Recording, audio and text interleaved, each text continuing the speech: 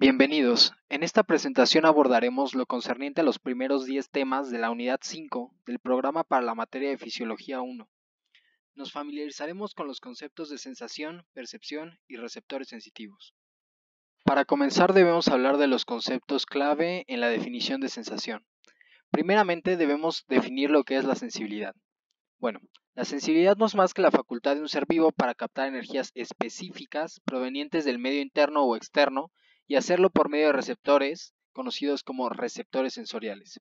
En cuanto a sensación, podemos decir que este es un fenómeno fisiológico en el que ocurre una transducción sensorial de los estímulos desde los receptores sensitivos hacia el sistema nervioso central, donde la integración de estos dará origen a la percepción. La transducción sensorial es posible gracias a que los receptores sensoriales se encuentran en interfase con el mundo real. Este proceso consta de 4 pasos. Primeramente hablaremos de la captación del estímulo por parte del receptor, el cual la enviará de manera codificada hacia el sistema nervioso central mediante un proceso conocido como transmisión, y finalmente el estímulo llegará al encéfalo donde será integrado para formar lo que es la percepción. El objetivo de todo este procedimiento es el de mantener al cuerpo informado en todo momento de su situación y de la situación del medio en el que se encuentra. Algunos ejemplos de los receptores que pueden dar origen a este proceso de transducción sensorial son los conos y bastones de la retina, las células ciliadas del órgano de Corti en la cóclea, los odorreceptores del epitelio olfativo, las células gustativas de la lengua y los múltiples mecanorreceptores de la piel para la percepción de las distintas modalidades del tacto. Para propósitos de este trabajo, definiremos los conceptos de sensación y percepción como entes individuales. Aunque muchas veces en la bibliografía se refieran como sinónimos, nosotros podemos saber que estos no lo son. ¿Por qué? La sensación, como ya lo habíamos mencionado, es un fenómeno fisiológico en el que se captan y traducen estímulos. Por otro lado, la percepción es un proceso cognitivo integrador que involucra plenamente al sistema nervioso central y que constituye el primer conocimiento de un estado o cambio en la condición del medio. La información para formarla proviene de la transducción sensorial y del sistema límbico, lo que le confiere un componente emocional. Los límites básicos de la percepción van a estar dados precisamente por la transducción sensorial, ya que es imposible percibir algo con lo que no se está en contacto. Aquí hacemos un pequeño paréntesis para recordar que los sistemas sensoriales no son excluyentes con el medio interno, ya que existen sistemas sensoriales encargados de comunicar información al cuerpo de su situación tanto metabólica como espacial. Estos se valen de receptores conocidos como receptores interoreceptores o receptores propioceptores. Los interoceptores son aquellos encargados de proveer información metabólica al cuerpo. Algunos ejemplos de estos son el seno carotídeo, encargado de monitorear la presión arterial, y los quimiorreceptores del cuerpo carotídeo, que detectan variaciones en la sangre como la presión parcial de CO2. Por otro lado, los propioceptores son receptores encargados de monitorear los estados de tensión o relajación de los músculos y con esto proveer información acerca de la posición exacta del cuerpo humano a cada momento. Algunos ejemplos de estos son el uso muscular y el órgano tendinoso de Golgi. Hablando de los receptores sensitivos, tenemos que estos son transductores especializados de estímulos tanto del medio interno como externo y que se pueden clasificar de muchas maneras. En esta ocasión nos vamos a centrar en su clasificación estructural.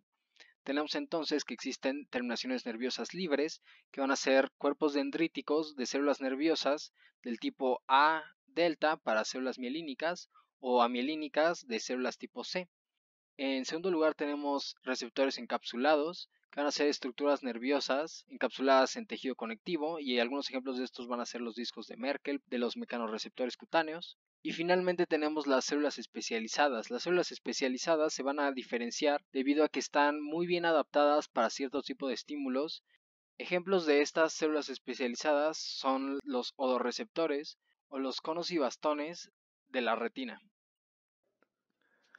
Ahora que ya contamos con las nociones básicas de lo que es un receptor sensitivo y de cómo podemos clasificarlos, debemos saber de qué manera ejercen su papel en la transducción de estímulos. Las terminaciones nerviosas sensoriales responden a estímulos produciendo cambios electrotónicos graduados en el potencial de membrana.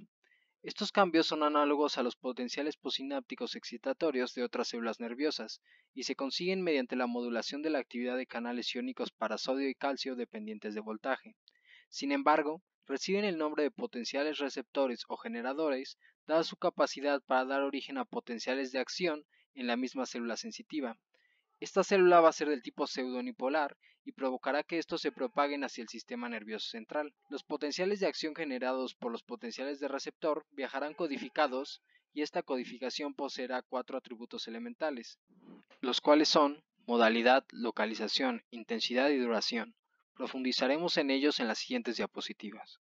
En este esquema podemos apreciar cómo la estimulación de un receptor sensitivo originará potenciales de receptor en la célula sensitiva asociada, y cuando estos alcancen un valor umbral darán origen a un potencial de acción. Retomando el concepto de codificación sensorial, podemos definirlo como el proceso mediante el cual ocurre la conversión de un estímulo del receptor a una sensación reconocible. El primer atributo de la codificación es la modalidad. Esta nos habla de la forma de energía a la que un receptor será susceptible, y puede ser de 4 tipos: mecánica, térmica, electromagnética o química. La energía a la que un receptor es más susceptible es conocida como estímulo adecuado. En este pequeño esquema podemos apreciar una serie de receptores del tipo mecanoreceptores, o en otras palabras, susceptibles a la fuerza mecánica, y cuyo estímulo es la presión en distintas magnitudes.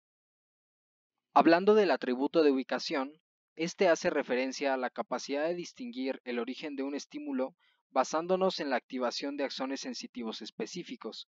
Esto nos lleva al término unidad sensitiva, el cual ocuparemos para designar un axón sensitivo individual y todas sus ramas periféricas.